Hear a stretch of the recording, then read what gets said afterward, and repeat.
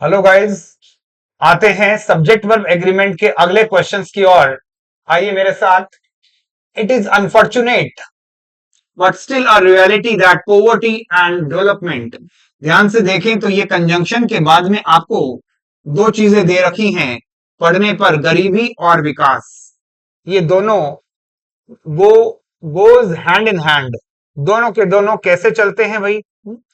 हाथों में हाथ डाल के चलते हैं। ये दुर्भाग्य की बात है, लेकिन है तो एक सच्चाई कि पोवर्टी एंड डेवलपमेंट। भाई साहब, एक चीज तो क्या दे रखी है? पोवर्टी।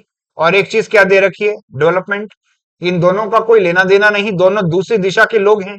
दोनों अलग अलग तरीके के लोग हैं, तो दो आइडिया को रिप्रेजेंट कर रहे हैं। तो बेटा वो भी प्लूरल आनी चाहिए। बोलो तारा रारा, यहाँ गो आ जाएगा। Next, honesty and integrity. अगर ये एक होता तो यहां क्वालिटी होता। ये दो अलग अलग हैं तभी तो क्वालिटीज दिया है, तो ये तो बिल्कुल ठीक है। अरे हाँ, है ना। Which can not be done away with and hence assumes. अब ये क्वालिटीज को देखते हुए आपका यहाँ पे जो वर्ब है बच्चों, वो वर्ब प्लूरल आना चाहिए। Assume a lot of importance, क्योंकि मामला किसका चल रहा है? ऑनेस्टी इंटीग्रिटी का। ये दोनों हैं क्या? क्वालिटीज। और क्वालिटीज को ही एज्यूम करना चाहिए, इसका मतलब वर्ब प्लूरल। नेक्स्ट देखो भाई, Why some people don't get what they deserve। प्यारे बच्चों, clause number one, clause number one, conjunction and आ गया। Why others get what they don't deserve, clause number two, clause number two. और जब दो clause and से जुड़ते हैं तो बहुवचनम शरणम गच्छामि। इसकी जगह यार आ गया भाई। अगला देखो, I am thoroughly convince that the badness and the vulgarity. इसका मतलब यहां पर भी डिटर्मिनर है, फिर एंड आ गया। यहां पर भी डिटर्मिनर है, इसका मतलब बैडनेस अलग चीज है और वल्गैरिटी अलग चीज है, क्योंकि आपको दो बार द गिवन है। अगर दोनों चीजें अलग अलग हैं, I am thoroughly convince that the badness and the vulgarity of modern popular art. तो जब दोनों अलग अलग हैं तो भाई साहब यहां पर आर कर दो। Are the result of a number of interlocking causes, ऐसा उत्तर आना चाहिए। कोई बोले कि आर क्यों आ रहा है, तो भाई सब्जेक्ट में दो बार द लग रहा है। The principal and the secretary, ये रूल हमने पढ़ा था। The principal and the manager दो अलग हैं। अगर ऐसा होता द प्रिंसिपल एंड मैनेजर, यहां द नहीं होता तो फिर दोनों आइटम एक होते। तो यहां पे द दो बार दिया है तो बेटा ये प्लूरल का हिंट गिवन। अगला क्वेश्चन देखो, playing the drums are difficult. बेटा वर्ब ये रही। डिफिकल्ट क्या है? सोचो और पता करो इससे। अरे ड्रम्स मुश्किल है कि ड्रम्स को बजाना? आप कहेंगे सर ड्रम्स को बजाना मुश्किल है, ड्रम्स काहे के मुश्किल है भाई? तो इसका मतलब व्हाट व्हाट इज डिफिकल्ट? आप कहेंगे प्लेइंग। बेटा वर्ब की पहली फॉर्म प्लस आईएनजी। क्या मुश्किल है, क्या का जवाब दे रही है? तो बेटा ये नाउन हुआ, और इस नाउन को तकनीकी भाषा में जेरन कहते हैं। अरे क्या कहते हैं? जेरन। और जेरन को आप हमेशा सिंगुलर रिप्रेजेंट करते हैं बच्चों, इसको सिंगुलर मानेंगे और इसीलिए आपका आंसर आर की जगह इज आएगा। ड्रम्स को मत देखना, क्योंकि ड्रम्स मुश्किल नहीं होता बेटा। ड्रम्स को क्या मुश्किल होता है? क्या का जवाब बजाना मुश्किल होता है। तो बेटा यहां पर ये आइटम ये हुआ। अगला है क्वेश्चन नंबर नेक्स्ट।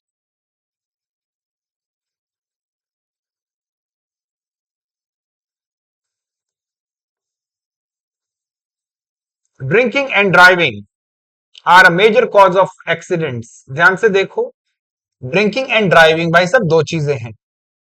आप गाड़ी चला रहे हो और एक हाथ में जाम है, एक हाथ में जाम भी है, एक हाथ में स्टीयरिंग भी है। इसका मतलब बहुत प्रतिभाशाली दिख रहे हो। इसका मतलब आप दो कामों को एक साथ कर रहे हो। जब दोनों कामों को मिला के करते हो बेटा तभी तो रिस्की होता है। इसका मतलब देखने में दो हैं लेकिन आइडिया एक साथ करने का काम है। अगर इसकी बात करें तो बेटा यही मेजर कॉज बन जाता है एक्सीडेंट्स का। तो जब दोनों काम एक साथ कर रहे हैं तो बेटा फिर इज लगाओ, क्योंकि एक हाथ में जाम है और दूसरे हाथ में स्टीयरिंग है। दोनों काम एक साथ करने की तैयारी है, तभी तो रिस्क हुआ सर। आगे चलो। यहां पर मुझको कुछ क्वेश्चन गिवन है जिसमें अलोंग विद अपने आप में प्रेपोजिशन है, तो उसकी पत्नी और दो बच्चे, ये ऑब्जेक्टिव केस बन गया बच्चों। और जो आदमी था वो सब्जेक्टिव केस है, जब आदमी एक है तो वॉस आना चाहिए। अरे हाँ या ना? Diabetes is related to blood, बेटा ये बीमारी का नाम है और बीमारी तो सिंगल है। डायबिटीज मेलिटस की बात हो रही है, मधुमेह की बात हो रही है, तो एक ही तो बीमारी है, और जब बीमारी एक है तो इसका आना बिल्कुल सही, no error. The managing director, ध्यान से देखना बेटा, यहां पे क्या गिवन है, the managing director as well as students, इसका मतलब दूसरा पक्ष ये रहा। याद है कुछ, जब एज आता है तो कंपैरेटिव केस डिजाइन होता है, और कंपैरेटिव केस की वर्ब का निर्धारण हमेशा पहले वाला सब्जेक्ट करता है। इसका मतलब द मैनेजिंग डायरेक्टर यहां पर एक्स हो गया, उसके स्टूडेंट्स यहां पर वाई हो गए, दोनों ही सब्जेक्टिव केस है। लेकिन वर्ब किसके मुताबिक आती है, अभी मैंने क्या बोला, पहले वाले के मुताबिक। यानी मैनेजिंग डायरेक्टर जो अपने आप में सिंगुलर है बेटा, वही डिसाइड करेगा आने वाली वर्ब को। ज्यादा जानकारी के लिए हमारे टॉपिक सब्जेक्ट वर्ब एग्रीमेंट की जहां थ्योरी पढ़ाई गई थी, वहां जाकर एक बार कंपैरेटिव केस का मसला ध्यान से पढ़ लीजिएगा, तफसील से तफ्तीश करेंगे तो मामला आपको एकदम से समझ आ जाएगा। नेक्स्ट भाई, यहां दे रखा है रजत का भाई, और यहां पर वही गड़बड़ दे रखी है भाई, इसको कहते हैं कौन सा केस, कंपैरेटिव केस। ये एक्स हो गया, ये वाई हो गया। जरा बताओ कंपैरेटिव केस की वर्ब का निर्धारण कौन करता है, पहला वाला सब्जेक्ट या दूसरा वाला? आप कहेंगे सर पहले वाला।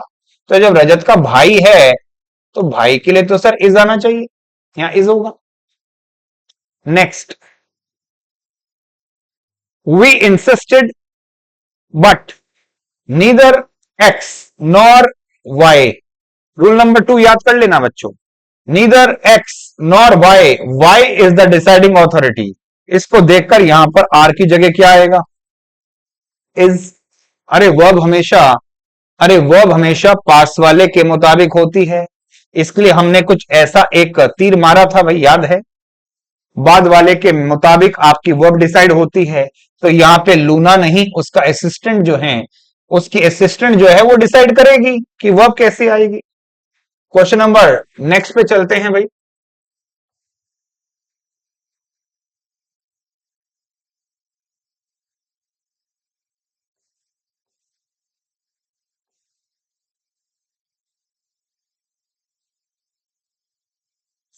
चलो, आइदर एक्स और वाई।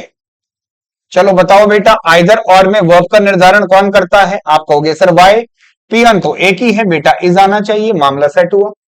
अगला देखो, the minister and his staff members, मंत्री भी है और उसका स्टाफ मेंबर्स भी हैं, इसका मतलब एक प्लस एक से ज्यादा, इसका मतलब प्लूरल। आर का आना बिल्कुल ठीक है। The minister and staff members are responsible for the scam, no error, क्योंकि मामला जो भी है वो एक प्लस एक से ज्यादा, भैया बहुवचन की ही तो बात है। नेक्स्ट देखो, a lot of people, basically a lot of, यहां पर पीपल जो प्लूरल काउंटेबल नाउन उससे पहले आ रहा है, तो कहीं ना कहीं ये एक मैनी की तरह गेम खेल रहा है, और मैनी पीपल का मतलब बहुत सारे हैं, जैसा सब्जेक्ट वैसी वर्ब हैव आना चाहिए। अरे हाँ या ना? ईच ऑफ, कुछ याद आया बच्चों? इसको हम कह के आए हैं डिस्ट्रीब्यूटिव प्रोनाउन, और इसका फॉर्मूला चलता है 21 का। The survivors, each of the survivors, ये बेटा बहुवचन सब्जेक्ट आ गया। अरे हाँ या ना? अगर ये बहुवचन है तो बेटा आने वाली जो वर्ब है, ईच ऑफ के साथ हम 21 का फॉर्मूला लगाते हैं बेटा, नाउन प्लूरल आता है लेकिन वर्ब हमेशा सिंगुलर आती है, इस लिहाज से यहां पे हैज आ गया। Next, he encourage us to think but none of. प्यारे बच्चों, नन ऑफ को अगर ध्यान से देखें तो इस एलिमेंट को हम कहते हैं बच्चों डिस्ट्रीब्यूटिव प्रोनाउन, डिस्ट्रीब्यूटिव प्रोनाउन। इसके बाद में द सजेशंस, द सजेशन आपका वो हो गया भाई साहब नाउन, और ये नाउन हमेशा कैसा आता है भाई साहब, बहुवचन। लेकिन जो वर्ब आती है ना भाई, वो वर्ब हमेशा आपकी सिंगुलर आनी चाहिए, तो वर की जगह पे यहां पर वॉज आ जाए। हाँ जी, इसको कहते हैं डिस्ट्रीब्यूटिव प्रोनाउन 21 का रूल।